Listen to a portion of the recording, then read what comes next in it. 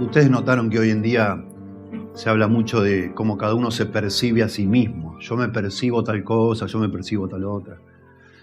Y cada uno se percibe como le parece. Y nosotros de afuera, cuando escuchamos a alguien hablar de cómo se percibe, decimos, no, nada que ver. No sos lo que te percibís vos. Yo no veo lo que vos percibís. Para mí es otra cosa esto. Y esto tiene que ver con que el hombre ha dado la espalda a Dios. Y en la medida que desconocemos a Dios, no podemos saber quiénes somos nosotros. Es la realidad. Por eso nuestro sermón hoy se llama Conocer a Dios, nos muestra quién realmente somos nosotros. Y el pasaje está acá en Lucas, capítulo 5, versículos 1 al 11. Un momento en que el apóstol Pedro tiene como una revelación, una claridad de quién es él de verdad frente a Dios. El verdadero Pedro. Pedro ve quién es el verdadero Pedro cuando entiende quién es realmente Jesús. Ahí está el tema. Noten qué interesante. Dice Lucas 5, versículos 1 al 11. Aconteció que estando Jesús junto al lago de Genezaret, el gentío se agolpaba sobre él para oír la palabra de Dios. Y vio dos barcas que estaban cerca de la orilla del lago, y los pescadores, habiendo descendido de ellas, lavaban sus redes. Y entrando en una de aquellas barcas, la cual era de Simón, le rogó que la apartase de tierra un poco. Y sentándose, enseñaba desde la barca a la multitud. Cuando terminó de hablar, dijo a Simón, boga mar adentro y echad vuestras redes para pescar.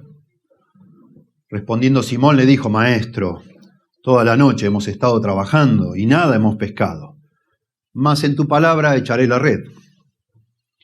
Y habiéndolo hecho, encerraron gran cantidad de peces y su red se rompía. Entonces hicieron señas a los compañeros que estaban en la otra barca para que viniesen a ayudarles, y vinieron y llenaron ambas barcas de tal manera que se hundían. Viendo esto, Simón Pedro cayó de rodillas ante Jesús diciendo, apártate de mí, Señor, porque soy un hombre pecador. Porque por la pesca que habían hecho, el temor se había apoderado de él y de todos los que estaban con él, y asimismo de Jacobo y Juan, hijos de Zebedeo, que eran compañeros de Simón. Pero Jesús dijo a Simón, no temas, desde ahora serás pescador de hombres. Y cuando trajeron a tierra las barcas, dejándolo todo, le siguieron. Quizás uno de los libros más famosos de teología de toda la historia, por lo menos desde mi punto de vista, quizás en otra tradición cristiana digan que es de Tomás de Aquino, no sé, para mí el libro de teología más leído, más conocido, más clásico a lo largo de la historia es La institución de la religión cristiana, escrito en 1536 por Juan Calvino. Empieza de una manera que es súper famosa, demasiado. Cuando yo lo leí por primera vez, a mí me perturbó, porque dije, qué raro esto, qué manera rara de empezar un libro de teología. Bueno, lo he leído un montón de veces ya y me ha asombrado cuando leo de otros teólogos cómo citan este capítulo 1 de la institución de la religión cristiana como que es un pensamiento notable y es como algo que marca, digamos así, algo que es una gran verdad. Calvino comienza su libro de teología diciendo que hay una relación estrecha entre el conocimiento de Dios y el conocimiento verdadero de nosotros mismos. Calvino dice que es imposible conocernos a nosotros mismos de verdad sin mirar a Dios, nuestro Creador. No podemos saber quiénes somos si no entendemos a Dios. Dice así, el hombre, capítulo 1 de Institución de la Religión Cristiana, la sección 2 del capítulo 1, que es cortito. El hombre nunca alcanza un verdadero autoconocimiento hasta que haya contemplado previamente el rostro de Dios y descienda después de tal contemplación de Dios para mirarse a sí mismo. Y entonces desarrolla un poquito, dice, siempre nos parecemos justos, rectos a nosotros mismos, ¿no? Nos percibimos, diríamos hoy. Siempre nos parecemos justos, rectos, sabios y santos, hasta que estamos convencidos, mediante pruebas claras, de nuestra injusticia, vileza, insensatez e impureza. Bueno, dice, si nos miramos a nosotros mismos, nos vamos a sentir re bien, hasta que miremos por fin al Señor. Y ahí vamos a ver quién de verdad somos en relación, ¿no? Él es el único estándar que puede producir esa convicción en nosotros. Y entonces avanza un poquito más en la siguiente sección, siempre en el capítulo 1. De ahí el temor y el asombro con que los hombres santos fueron golpeados y abrumados cada vez que contemplaban la presencia de Dios. Cuando vemos a aquellos que antes se mantenían firmes y seguros, temblando de terror, que el miedo a la muerte se apodera de ellos, es más, están de alguna manera destruidos y aniquilados, lo que se puede decir es que los hombres nunca son debidamente tocados e impresionados con una convicción de su insignificancia, hasta que se hayan contrastado con la majestad de Dios.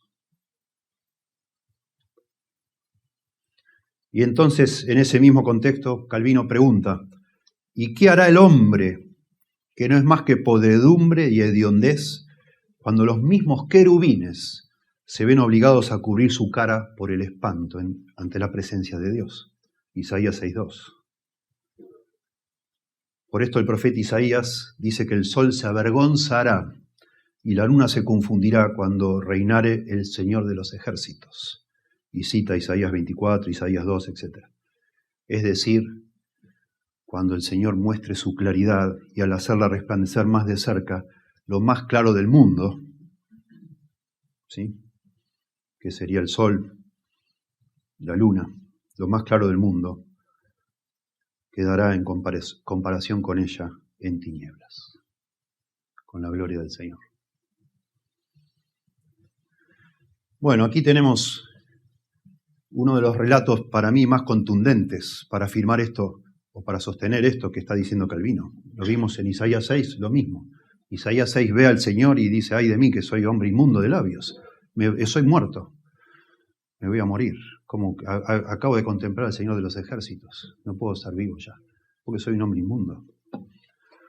Pedro en este episodio que solemos llamar la pesca milagrosa ve con claridad quién es Jesús, o con cierta claridad, después parece que va comprendiendo mejor, pero bueno, es como un pantallazo, hay un vistazo, se le caen las escamas de los ojos y ve que está frente a lo divino y él se cae de rodillas para decir, apártate de mí, Señor, que soy un hombre pecador. Y nos tenemos que preguntar, antes de explicar estos versículos, ¿por qué Lucas pone esto acá? Porque es un episodio único en Lucas, no está en ningún otro evangelio así. Hay otros episodios de llamados del Señor a seguirle, pero esto es distinto, es único. ¿Qué está tratando de hacer Lucas a medida que va escribiendo su evangelio, poniendo este relato acá? Y yo entiendo, si miramos el contexto, que Lucas, capítulo 4, nos ha mostrado primero, después que ya ha mostrado quién es Jesús, que ha hablado de este Señor que es el Mesías, Dios hecho hombre, y que Jesús ha presentado ahí en la sinagoga de Nazaret, ha presentado su programa, que es venir a salvar a toda clase de personas. Lucas nos va mostrando distintas reacciones ante Jesús.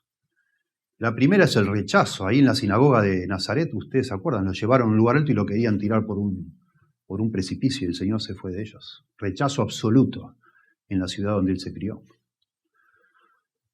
Enseguida, después de ese relato, nos muestra el asombro de las multitudes, asombradas completamente, maravilladas, de tal manera que se agolpaban para escuchar a Jesús. Maravilla, maravilla, maravillados todos. Pero un asombro que no necesariamente se traducía o se tradujo en vida de Jesús en un compromiso a seguir a Jesús. Las multitudes, lo muestran todos los evangelios eso, las multitudes se asombran pero no se comprometen con Jesús. Y los religiosos rechazan a Jesús, lamentablemente. Los religiosos rechazan, fariseos, escribas, los saduceos también.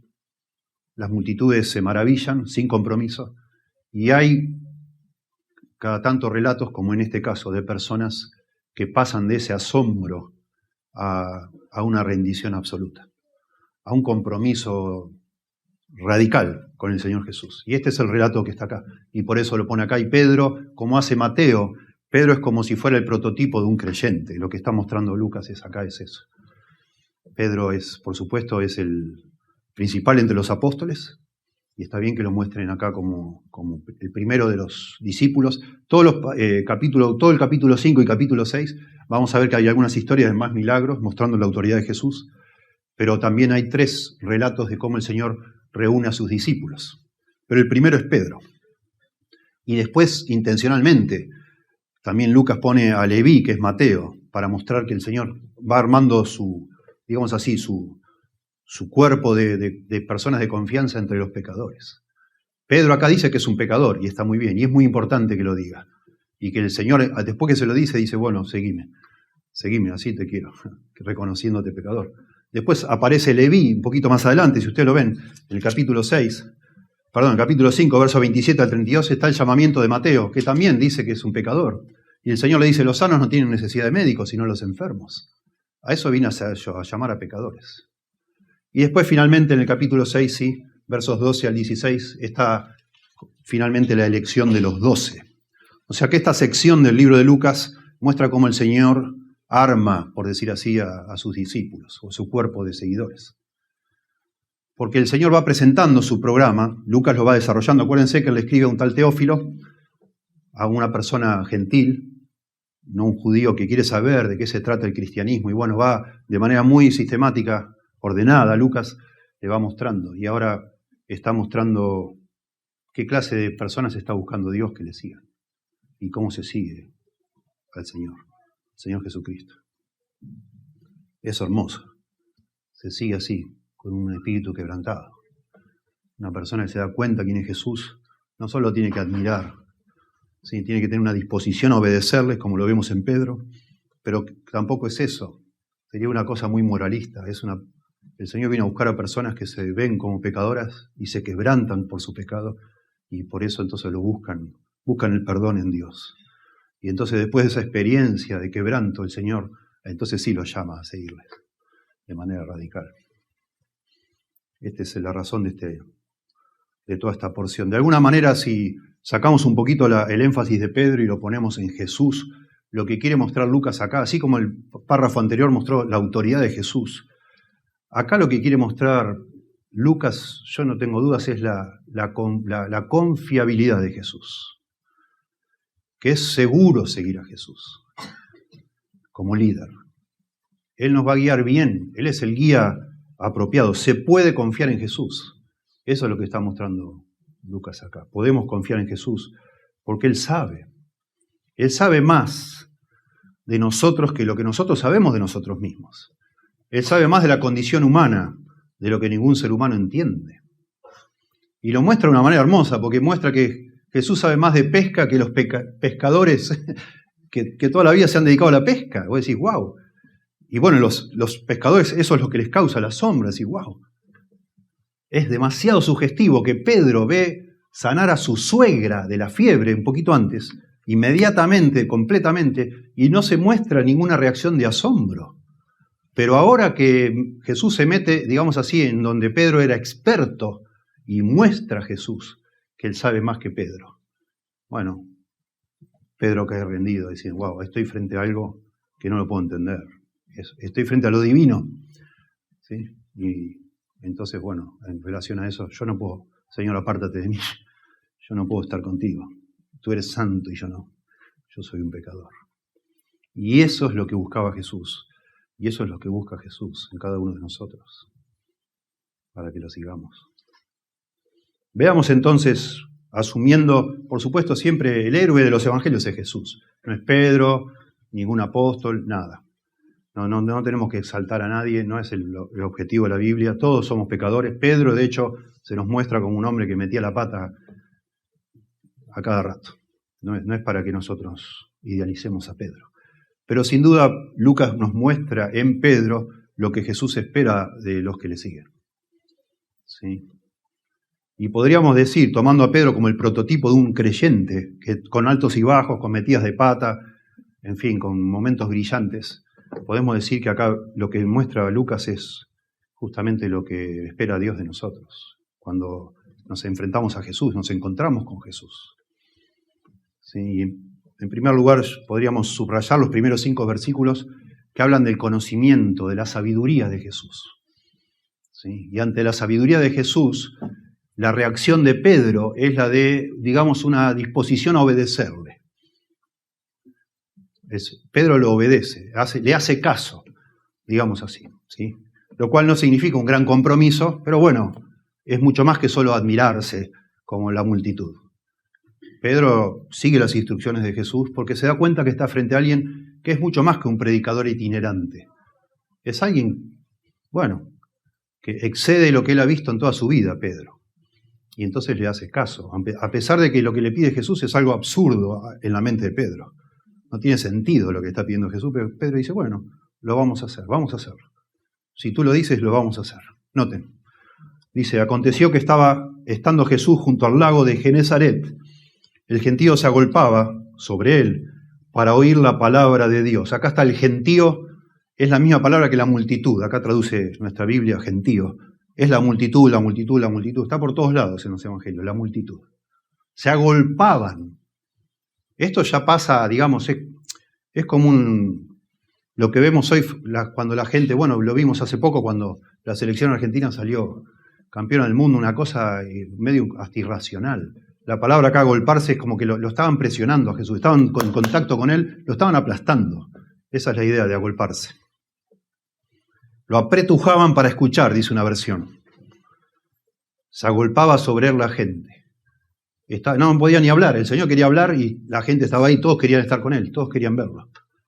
Están al lado de Genesaret, que es lo mismo que el mar de Galilea. Lucas es más apropiado, Lucas es un historiador, en realidad es un lago, no es un mar.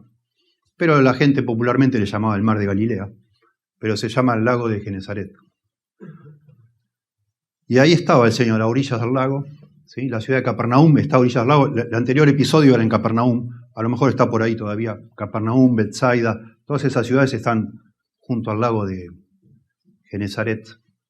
Y entonces él estaba hablando a orillas del lago y bueno, lo estaban apretujando al Señor.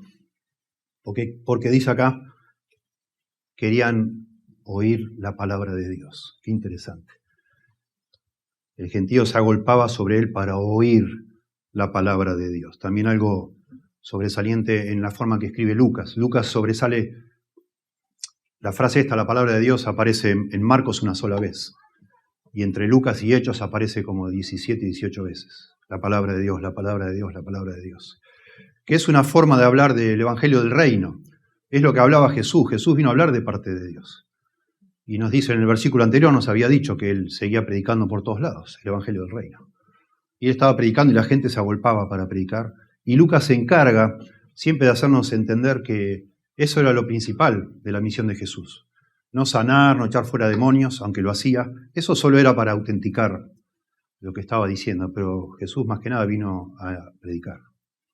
A predicar. Como nos dice, comenzando el capítulo 4 allí, cuando habla, o a mitad del capítulo 4, cuando está en la sinagoga de Nazaret, y cita de Isaías y dice que el Espíritu de Dios está sobre mí porque me ha ungido para proclamar las buenas nuevas. Él vino a proclamar acá una noticia. Y eso estaba la gente asombrosamente, ¿no? Agolpándose para escuchar. Uno diría, bueno, ya está, buenísimo. ¿Esto es todo lo que Jesús estaba esperando? No. No, la gente, esta multitud no se compromete. Se admira, probablemente está fascinada por los milagros, por las curaciones, por los exorcismos y después cuando les da de comer, etc. La gente está fascinada. Nunca habían escuchado a una persona así, que hablara de esa manera. Pero no nos damos cuenta del todo en estos relatos de que esa gente tradujera esa admiración en una lealtad absoluta al Señor. Nada que ver. Esa gente, así como un lunes o un domingo, mejor dicho, lo reciben con palmas entrando a Jerusalén, esa multitud, o otra multitud en otro lado. Ese mismo, el lunes le están haciendo con palmas y el jueves están diciendo crucifícale, crucifícale. Y vos decís, bueno, ¿cómo puede ser? La misma gente, voluble, cambian de idea cada rato. Sin compromiso, nada.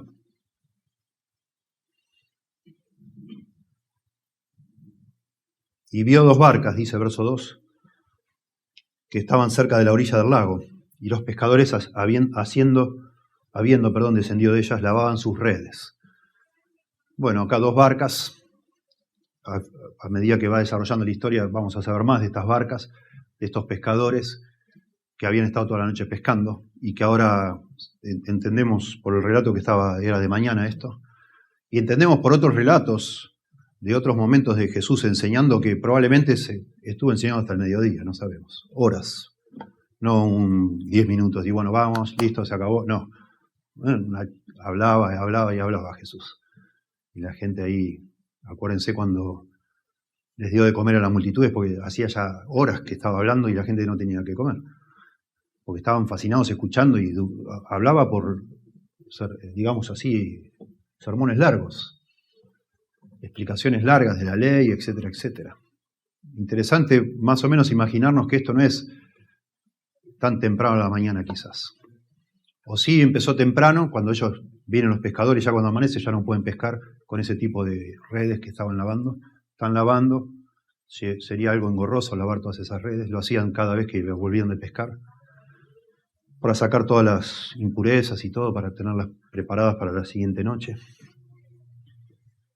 Y el Señor está buscando un lugar para alejarse un poco, de manera que la gente no lo aplaste. Y notablemente, bueno, se le ocurre subirse a un barco de estos, a un bote. Y bueno, nos damos cuenta que uno de esos botes era de alguien que el Señor ya conocía, sí. Había sanado a la suegra un poquito antes, ¿no? Así que le pide permiso a Simón. Dice el verso 3, y entrando en una de aquellas barcas, la cual era de Simón, este es Pedro, le rogó que la apartase de tierra un poco, para que la gente de nuevo no insistiera. Y sentándose enseñaba desde la barca a la multitud. Él estaba mirando, buscando información sobre el lago de Genesaret o el mar de Galilea. Es como todos estos lagos que están en zonas montañosas, de golpe se hace profundo esto. No es que es una playita así que la gente, bueno, corre en el barco y la gente sigue igual adentro del agua, se hunden. Enseguida se hace profundo. Así que lo movieron un poquito a la orilla y ahí estaba Jesús sentado, que es la manera que los judíos enseñaban, se sienta en el barco y empieza a enseñar. Y bueno, los que más o menos imaginan o conocen algo de física saben que es muy interesante la acústica también, el agua. Hablando el Señor con el agua, con el espejo de agua debajo suyo, eso produce incluso una transmisión mucho más eficiente. Ahí está el Señor enseñando, ¿sí? Dice, y sentándose enseñaba desde la barca a la multitud. Muy interesante que Lucas se va a enfocar en Pedro, como debe ser, porque es en definitiva el líder de los apóstoles, a pesar de su negación, a pesar de la hipocresía que leemos, que Pablo nos cuenta en Gálatas 2, Pedro es el líder de los apóstoles. Y es mostrado en los evangelios, primordialmente en Mateo, como el prototipo de un cristiano que está lleno de contradicciones, que a veces obedece y a veces falla en su fe. No como dice el himno de estoy bien con mi Dios, ¿no? No amengua mi fe ni mi amor, no. Pedro era así una cosa como somos nosotros. Amenguan, sí. Interesante. Hermoso el cuadro, hermoso todo. Pero entonces, verso 4, cuando terminó de hablar, dijo a Simón, boga mar adentro. Ahí le llama mar, no lago, es el lago, es lo mismo, así le llamaban ellos, porque es muy grande, ¿sí? El lago de Genesaret tiene como 24 kilómetros de largo, es grande, es muy grande, ¿sí? Y bueno, por eso le llamaban mar, ¿sí? Tiene 13 de ancho por 22 de largo. Es el lago de Genesaret, un lugar típico de pesca en ese lugar, ¿no? En esa zona. Boga mar adentro y echad vuestras redes para pescar. Bueno, interesante que el Señor le dice, bueno, metete adentro, metete. Acaban de limpiar todo, ya terminaron el día de trabajo. Metete, inventamos todo y vamos a pescar otra vez. lleva el arca hacia aguas más profundas, le está diciendo el Señor. En el medio, el lago de Genesaret tiene 43 metros de profundidad. Es enorme, profundo, en el medio. Bueno, el Señor le dice, vamos para adentro. Y entonces cuando lleguen allí, echad, noten que le dice a Pedro en singular, llevad el barco mar adentro, y cuando lleguen allí, echad en plural vuestras redes. Entendemos enseguida que no está solo Pedro en el barco, sino está con alguien más. Es muy probable que sea Andrés el que está con Pedro, por relatos de los otros evangelios. Pedro y Andrés se dedicaban a la pesca. Y bueno, acuérdense que hay 2 barcos ahí. Después va a aparecer el segundo barco en la historia también, y vamos a saber quién maneja esos 2 barcos, ese segundo barco, digamos. Acá está Pedro y alguien más que puede ser Andrés, y bueno, van mar adentro. Pero esto es algo irónico. Un hombre que es carpintero, o hijo de un carpintero, y es un predicador itinerante, le está diciendo a un pescador lo que tiene que hacer. Que toda la vida se dedica a lo mismo.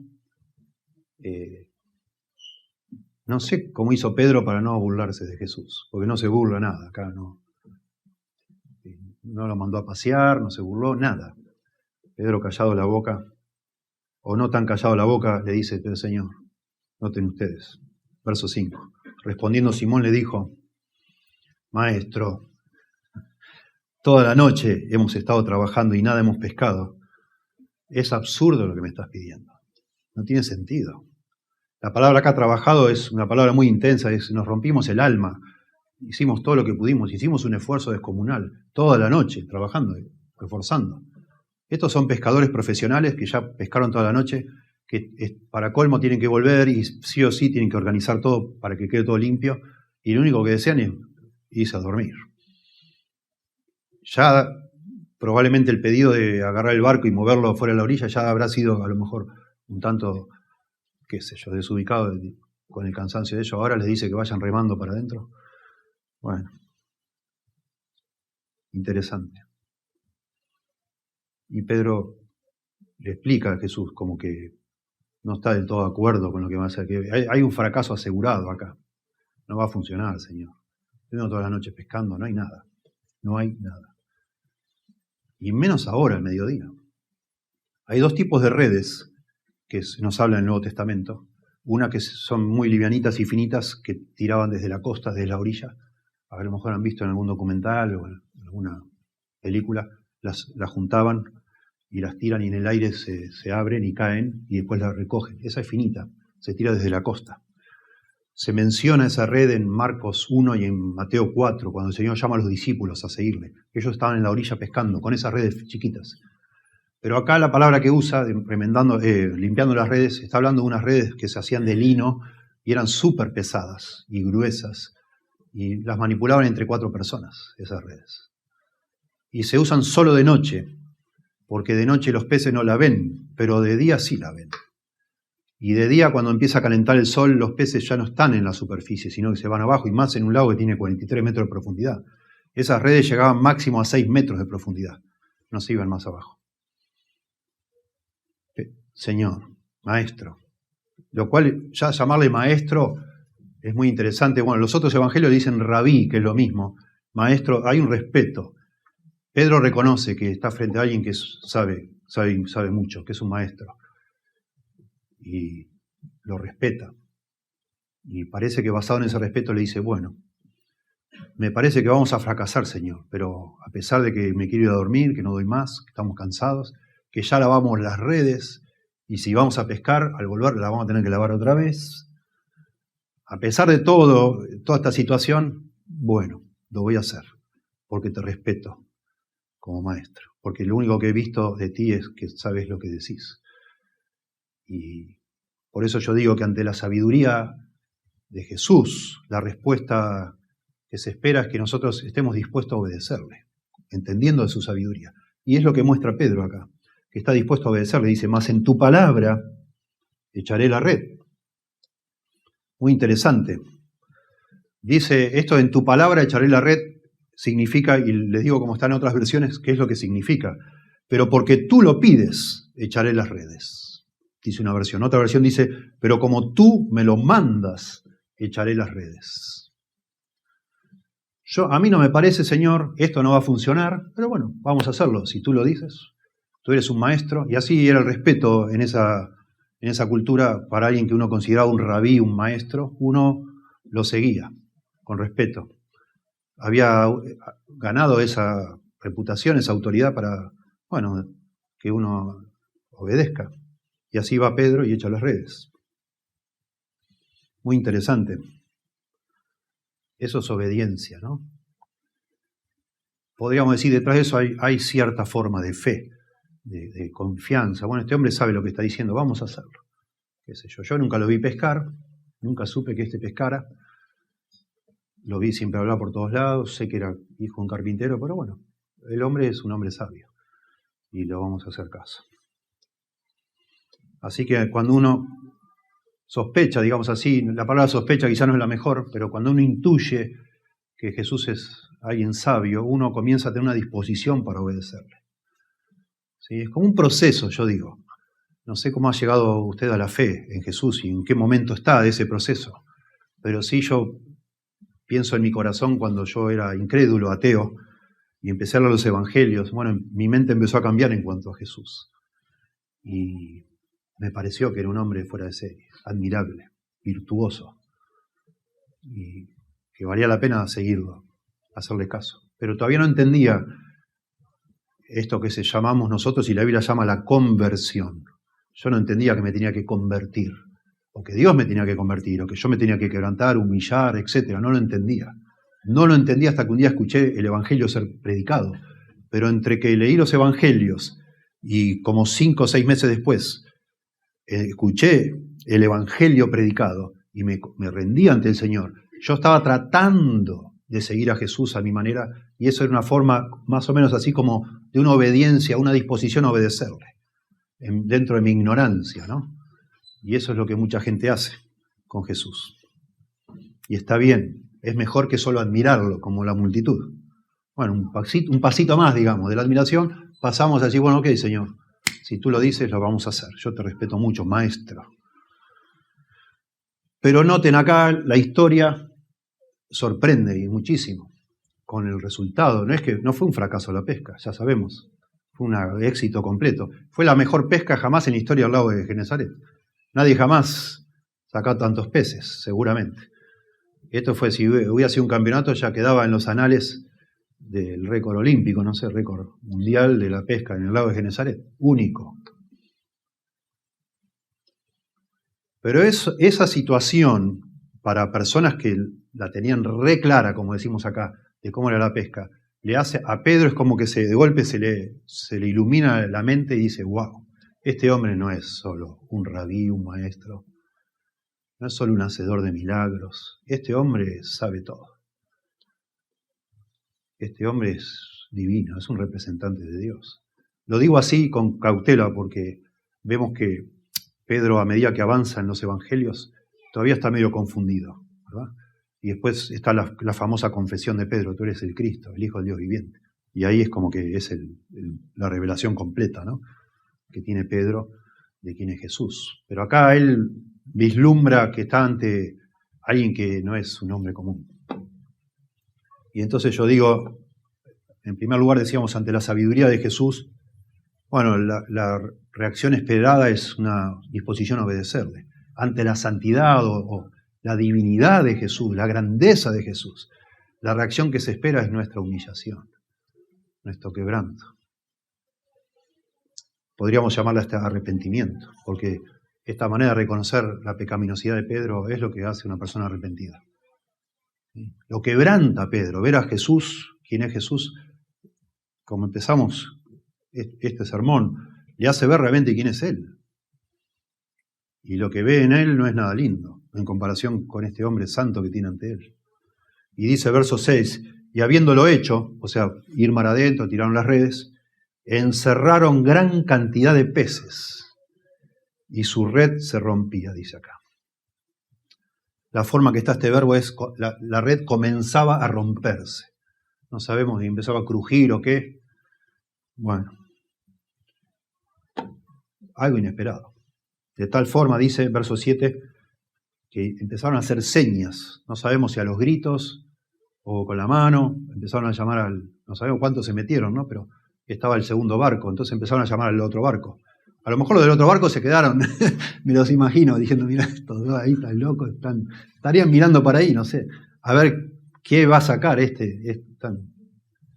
Nos vamos a enterar en un momento que eran socios, los que estaban en el segundo barco, que son Juan y Santiago, eran socios de Pedro, por la palabra que usa acá, que dice que eran compañeros, eran socios de una empresa de pesca. Así que no sería descabellado pensar que lo estaba mirando. No sabemos tampoco, porque se les rompía la red. La red se manejaba por 4 personas. No sabemos si había 4 personas en ese bote, pero al menos había 2, porque habla en plural. Y ahí, cinchando con la red, no sé cómo hacían señas. No me imagino yo soltando con una mano y sosteniendo la red que no se le vaya, pero el punto es que el otro barco aparece. Entonces hicieron señas a los compañeros que estaban en la otra barca para que viniesen a ayudarles, y vinieron. Y llenaron ambas barcas, de tal manera que se hundían. De nuevo, el verbo acá es que comenzaban a hundirse las barcas. Imagínense ustedes, no sé si han andado en unos barcos muy cargados. Hace años uno iba desde Tigre, Uruguay, con unas lanchitas que sacabas la mano por la ventana y la ponías dentro del agua. El agua así, era poco menos que te entraba el agua por la ventana. Sí, tanto la cargaban, ¿no? Y uno pensaba, digo, ¿llegaremos a Uruguay o nos quedaremos acá en el Tigre? Eso es la idea acá. Tanto peso tiene que el agua casi que se está metiendo, porque se van hundiendo, ¿verdad? Impresionante.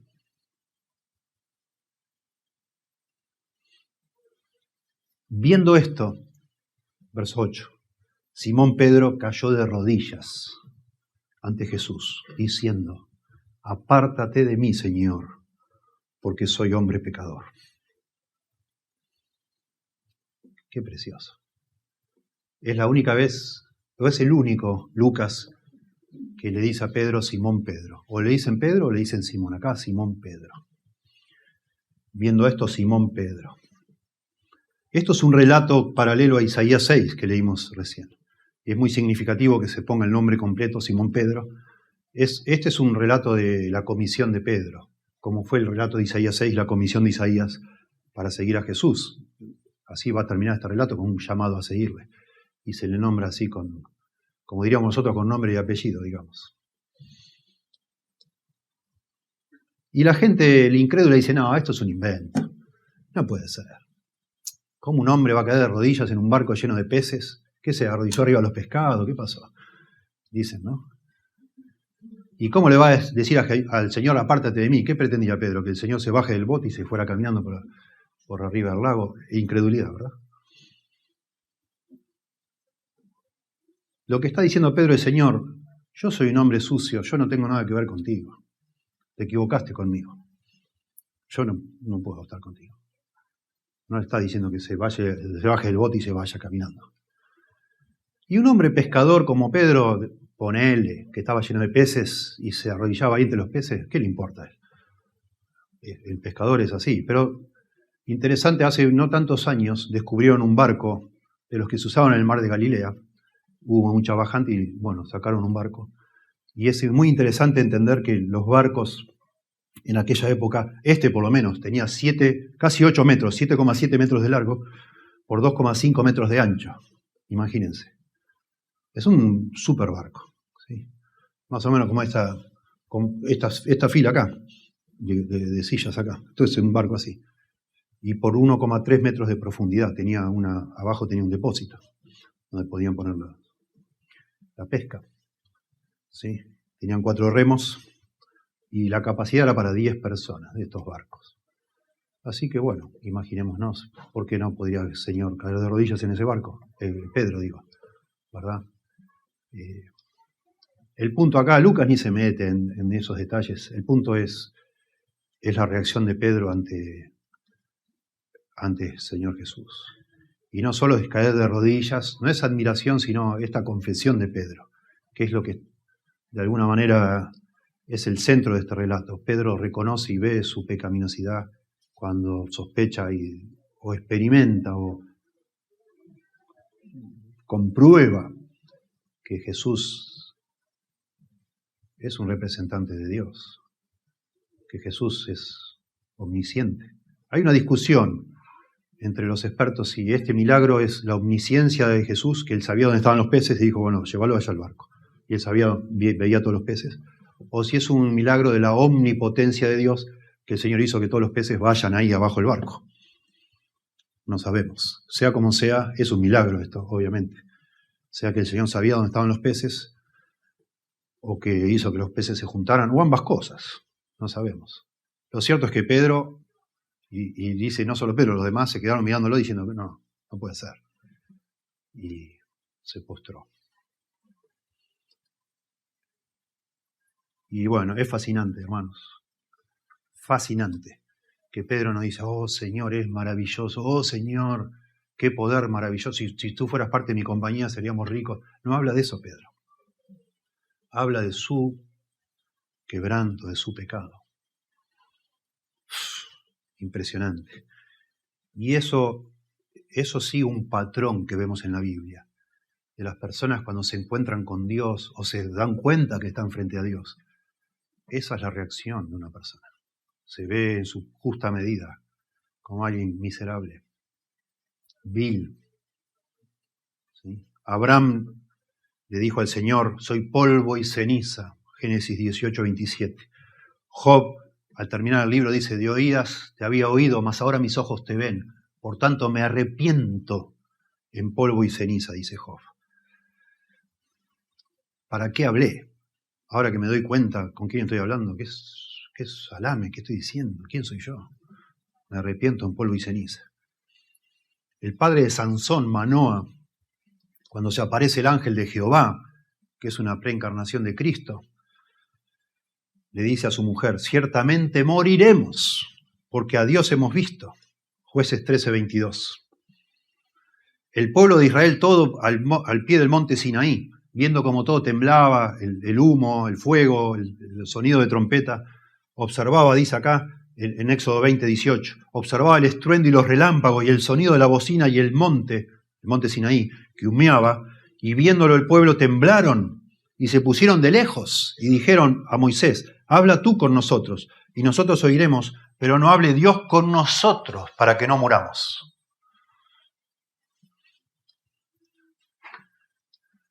Isaías, acabamos de ver en la lectura esta mañana. Isaías también, cuando por medio de una visión se le permite ver el trono de Dios, dice, ay de mí que soy muerto, porque siendo hombre inmundo de labios, de nuevo hablando de su falta de capacidad para estar frente a Dios, y habitando en medio de pueblo que tiene labios inmundos, han visto mis ojos al Rey, Jehová de los ejércitos. Ezequiel lo mismo, capítulo 1 de Ezequiel, cayó sobre su rostro. Y Juan, Apocalipsis capítulo 1, cuando vio al Señor Jesús, 1:17, dice Juan, caí como muerto a sus pies.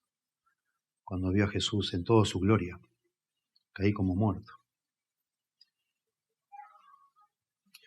Este milagro de la pesca hace que Pedro sea consciente, espiritualmente consciente de quién es Jesús y por ende quién es él frente a Jesús.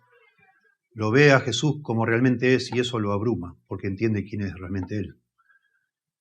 Eso es muy importante, que lo entendamos, porque de nuevo Pedro acá es un prototipo de todos nosotros, no es una excepción.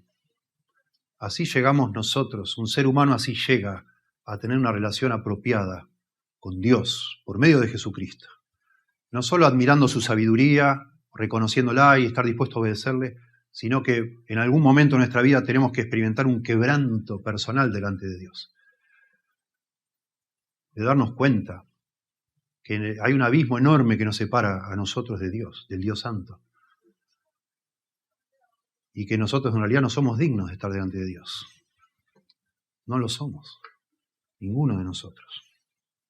Apártate de mí, le dice. Señor, sé misericordioso conmigo, podríamos decir. Señor, perdóname, podría ser un sinónimo, apártate de mí, perdóname. O Señor, ¿qué haces un santo como tú al lado de una persona pecadora como yo? Yo no soy digno de estar contigo, Señor. Qué interesante, la multitud que lo admira casi que lo aplasta a Jesús. Lo aplastan, lo acosan, lo siguen para todos lados. Pedro, que se da cuenta quién es, le dice, Señor, aléjate de mí, yo no puedo estar contigo, me vas a consumir. Yo no estoy preparado para estar contigo. Qué interesante, ¿no? Porque soy un hombre pecador, dice. Esa es la razón. Porque soy un hombre pecador. No está hablando de algún pecado individual, es en general su situación. Yo sé que soy un pecador, es mi condición, mi carácter, sí, mi esencia, soy un pecador. Soy una persona mortal, débil, propenso al pecado.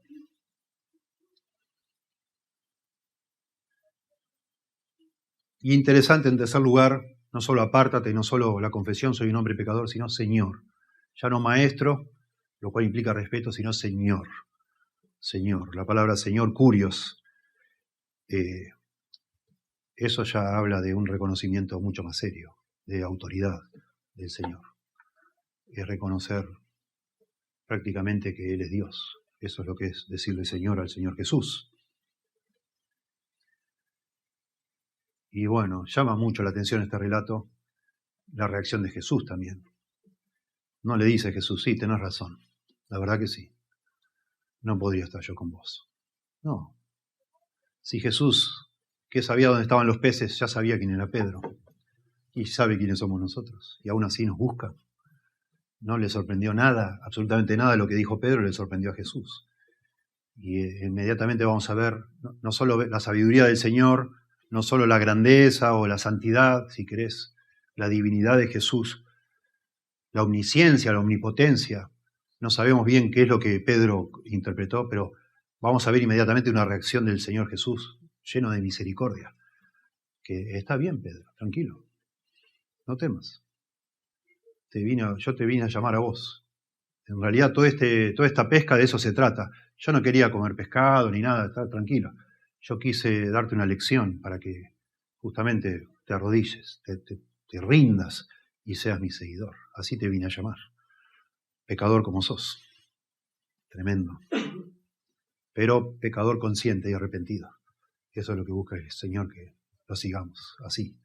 Verso 9. Porque por la pesca que habían hecho, dice acá que el temor, esta reacción de Pedro, es por la pesca. Porque por la pesca que habían hecho, el temor se había apoderado de él. Esa es la reacción apropiada, temor, quebranto. Y no solo de Pedro, sino dice, y de todos los que estaban con él. Que ahora podemos, máximo 4 personas, 2 en cada barco, máximo. Quizás hay más también, no sabemos. El tamaño único de la pesca, que ellos sabían que era imposible, eso les hace temer de pensar que están frente a alguien que no es humano, ¿no? Es más que eso. Pero de nuevo, esta actitud humilde de Pedro, este quebranto, es el que Lucas toma, y el Espíritu Santo que inspira a Lucas, para ponernos como un ejemplo y un modelo. Así se sigue a Jesús, con esta humildad y este quebranto.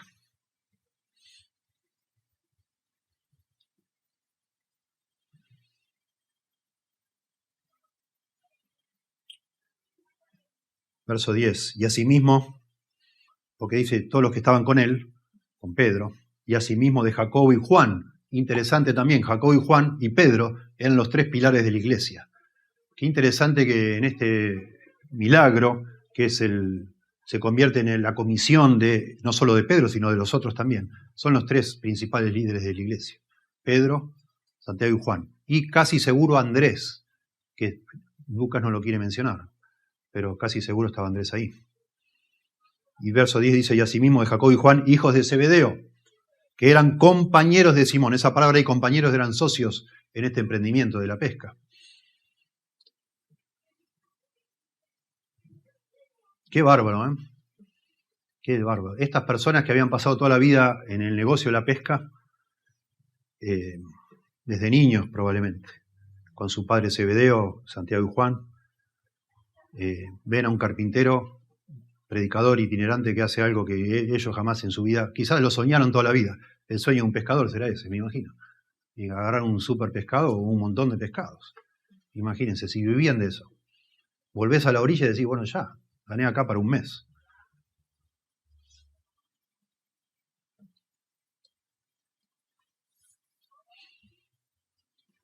Al comprobar la grandeza del Señor, Pedro reconoce su pequeñez.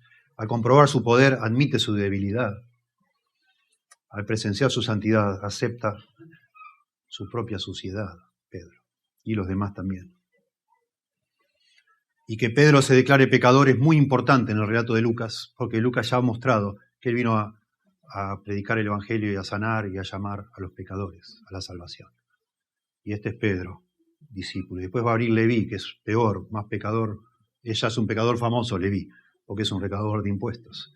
Y es alguien que justamente califica para seguir a Jesús. Y termina el Evangelio con el ladrón junto a la cruz, que es también un relato único de Lucas. Y el Señor le dice, esta noche estarás conmigo en el paraíso. Y queda clarísimo en el Evangelio de Lucas que el Señor vino a llamar a los pecadores a la salvación, para que lo sigan. Él vino a buscar y a salvar lo que se había perdido, los pecadores. Todos somos pecadores, pero el Señor no vino a buscar a todos. Porque ancho es el camino que conduce a la perdición y muchos van por el angosto el camino que conduce al cielo. Todos los seres humanos son pecadores. El Señor vino a buscar a los pecadores que se reconocen como tal, como Pedro acá, que admiten ese pecado y se quebrantan por eso y buscan entonces en Dios el perdón, la solución. Y entonces, en tercer lugar, y finalmente, no solo ante la sabiduría Él está dispuesto a obedecer, ante la santidad de Jesús o la divinidad de Jesús, Él se muestra arrepentido y quebrantado, ante la misericordia de Jesús. Entonces, la reacción apropiada es el seguirle, radicalmente. Noten, Jesús dijo a Simón, en medio de ese, Señor, apártate de mí, soy un pecador, y todos más o menos la misma reacción, no temas. Pero Jesús dijo a Simón, no temas, desde ahora serás pescador de hombres. Bueno, interesante. De nuevo la reacción, no temas, no temas. Se aparece el ángel a Zacarías, no temas. Se aparece a María, no temas, no temas, no temas, no temas. Se aparece el ángel a los pastores, no temas, no temas. Siempre ante la divinidad el ser humano teme cuando se da cuenta, ¿no? Ay de mí, Isaías, no temas, no temas, no temas. El hecho de vernos sucios delante de Dios no nos descalifica para que Dios nos use o que Dios quiera acercarse a nosotros, sino al revés. Eso es lo que Dios está buscando en los seres humanos. Personas que se reconozcan pecadores. Y esos son los que a esas personas Dios se va a acercar y las va a llamar. No al revés. La gente no termina de entender, lamentablemente. Nuestra mente pensamos que para que Dios nos acepte tenemos que ser buenos, tenemos que portarnos bien, pero no podemos, hermano. ¿Quién puede ser una persona que califique delante de Dios, que cumpla todo lo que Dios pide? Nadie. Lo que nos califica para que Dios nos llame a estar con Él es precisamente eso, que estemos quebrantados. El momento exacto en que el pecador siente el mayor alejamiento es el punto en que el Salvador busca reconciliación. Noten como dice el Salmo 51:17. David escribe ahí, los sacrificios de Dios son el espíritu quebrantado, al corazón contrito y humillado no despreciarás tú, oh Dios. En Isaías dice, capítulo 57, así dijo el alto y sublime, el que habita en la eternidad, cuyo nombre es el Santo. Yo habito en la altura y la santidad y con el quebrantado y humilde de espíritu, para hacer vivir el espíritu de los humildes y para vivificar el corazón de los quebrantados. Eso claramente nos enseña la Biblia. Esa es la manera de entrar al reino de los cielos. Por eso Jesús empieza en este famoso Sermón del Monte, bienaventurados los pobres en espíritu, porque de los tales es el reino de los cielos. La palabra ahí pobres es ptujos, que es el por diosero, la persona que reconoce que si Dios no le da de comer, no puede comer, pero espiritualmente. Los pobres en espíritu, bienaventurados. Bienaventurados cuando, por la gracia y misericordia de Dios, nosotros llegamos a vernos delante de Dios así, como que, Señor, ¿qué hago? ¿Qué hago? No tengo nada. por favor, sálvame, eso es pobre en espíritu. Perdóname, Señor. Porque de los tales es el reino de los cielos. Y entonces Jesús le dice, tranquilo, Pedro, no temas. Y a los demás, no teman, no temas. Pedro siempre está como representante acá, no teman. No temas, Pedro.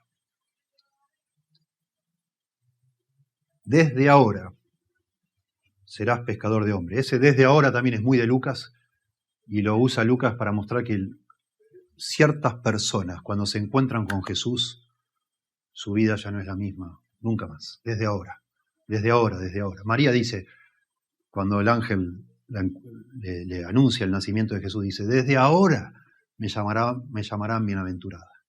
Y así muchas personas dicen, desde ahora, desde ahora, desde ahora. La vida de nuestra, de los que somos cristianos, es un antes y un después. El día que realmente nos quebrantamos ante el Señor y Él nos salvó, desde ahí empezó una nueva vida. Desde ahora, le dice Jesús a Pedro, serás pescador de hombres. Y eso implica, por supuesto, una comisión. Tremendo. Todo el relato muestra que es seguro confiar en Jesús. Podemos confiar en Jesús. Él sabe lo que dice. Esto de haber encontrado los peces donde ellos pensaban que era imposible, les hace ver a ellos que el Señor es confiable. Y el resultado lógico de eso es, bueno, síganme. Y eso es un llamado al discipulado. Y también aparece todo el tiempo en los evangelios, síganme. Lo vamos a ver un poquito más adelante en el llamado a Leví. Y estaba con la mesa de los impuestos y el Señor le dice, seguime o sígueme. Y él deja todo y lo sigue. Pero para seguir a Jesús debe suceder algo en nuestro corazón. Primero, la convicción de que el Señor, o que Jesús es el Señor, es más que un maestro, es el Señor. Y que Él sabe lo que dice y lo que hace, y Él es Dios. Y, por supuesto, enseguida se mete el tema de los pecados dentro de nuestra mente, es como que se interfiere, y entonces tenemos que entender que el Señor vino a perdonar los pecados. Y buscar ese perdón en Dios, y entonces sí, cuando el Señor nos perdona, nosotros arrepentidos y poniendo la fe en Él, le seguimos. Eso es lo que Dios busca, no admiración, sino personas que radicalmente le sigan.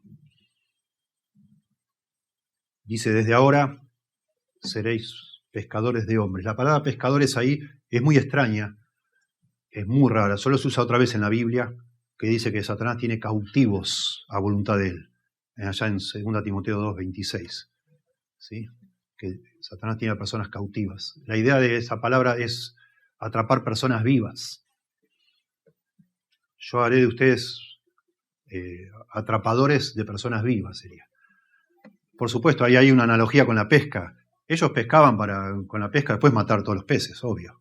Pero el Señor le dice, bueno, yo los voy a convertir a ustedes en pescadores de hombres en el sentido de que está dentro de esta palabra el concepto de vivo. Se usaba mucho para agarrar rehenes vivos. En el Antiguo Testamento así se usa. La idea es que el Señor nos llama a seguirle para dar vida a otras personas por medio de ese evangelio, el evangelio del reino. Ese es el llamado de Dios a todo creyente, seguirle al Señor. Por supuesto, darnos vida por medio del arrepentimiento y la fe. Y una vez que nos da vida, nos llama a seguirle, para que a través nuestro otras personas pasen de muerte a vida, darles vida a esas personas. Eso es lo que significa acá ser pescador de hombres. En español es simpático decir que el Señor transforma a un pecador en un pescador. Y es lo que hace, un pescador de personas. Esa es la comisión. Y entonces verso 11 dice, y cuando trajeron a tierra las barcas, dejándolo todo, le siguieron. Bueno, solo aclarar acá, lo que está queriendo subrayar Lucas es el compromiso radical. Ellos no dejaron todo. Pedro tenía una casa y la siguió teniendo. Y en Juan 21, cuando pensaron que el Señor resucitó y que los había abandonado, qué sé yo, no estaban confundidos, dice que volvieron a sus barcas a pescar. Se ve que las barcas no las vendieron, las tenían. No es que vendieron todo. No nos pide el Señor hacer lo que hizo San Francisco de Asís, de vender todo, y muchos otros a lo largo de la historia, que vendieron todo y se dedicaron a la pobreza extrema, supuestamente para esa manera poder servir al Señor. No está mal tener cosas. Saqueo la mitad de sus bienes, dio a los pobres. La otra mitad se la quedó. Claro. Ojo, hermanos, con lo que leemos. Lo que acá es asombroso, yo creo, es que dejaron toda esa cantidad de peces. Lo dejaron. Era una fortuna eso. Eso lo dejaron. Y lo siguieron al Señor. Sí dejaron todo. Dejaron su oficio, su medio de vida. Empezaron a ir con el Señor de un lado al otro, sin tener que comer. Como decía Jesús, las zorras tienen morada y yo no tengo ni dónde recostar mi cabeza. Y estaban los apóstoles con él y vivían de la beneficencia. Bueno, está bien. Pero no es que no hicieron locuras. Pedro la casa la conservó, por lo que sabemos. Y bueno, ya lo dije. Estos pescadores están en la cima de sus profesiones terrenales. Pasarían a partir de este momento a ser famosos en todo el mar de Galilea y dejaron todo. En el momento, digamos, más lindo de sus carreras, que serían los mejores pescadores, los más afamados, dejaron todo y lo siguieron al Señor. Qué precioso, ¿no? Pero eso viene después que el Señor les concedió perdón. Eso viene después. Sí. Bueno, terminando entonces, si Pedro es un prototipo de un creyente, ¿qué podemos aprender de eso? Bueno, noten, Pedro pasa de decirle maestro al Señor a llamarle Señor y a caer rendido reconociendo su fragilidad, su pecaminosidad. El Señor viene a buscar personas así, ¿sí? Como lo venimos subrayando todo el tiempo. ¿Cuáles son estas personas? ¿Cuáles son las personas que pueden llegar al punto de ese quebranto como Pedro? Bueno, son las que ven claramente quién es Jesús. Y eso solo es posible por medio de la palabra predicada. Y esa es nuestra oración cada vez que nos juntamos, que Dios, al escuchar la palabra, toque el corazón de los que oyen, para verse como desnuditos delante de Dios y ver quiénes son de verdad. No importa lo que vos creas de vos mismo, sino lo que Dios piensa de vos mismo. Y eso lo vas a ver por obra y gracia del Espíritu Santo, con la palabra obrando en tu corazón. Vos tenés que verte, yo tengo que verme, como una persona pecadora que no me puedo salvar a mí mismo. Necesito que Jesús sea mi Salvador. No, el Señor no vino a buscar admiradores, seguidores, como hoy se habla de seguidores, ¿no? de las redes. El Señor no anda buscándose admiradores en ese sentido. El Señor busca personas que se rindan ante Él. Y esa rendición tampoco es una obra humana en el sentido que es un mérito, sino que viene cuando el Señor nos muestra quién es Él. Y si usted, como me dice a mí, personas incrédulas, me dicen, me encantaría tener la fe que vos tenés, la verdad te admiro, te tengo cierta envidia, porque yo no tengo esa fe. Y me he dado cuenta, alguna vez escuchándote, me dicen que si no, Dios no me da esa fe, yo no puedo creer, entonces, bueno, nada, estoy esperando que Dios me dé la fe, me dicen. Y no seas pícaro, no le tires la pelota a Dios, no es así.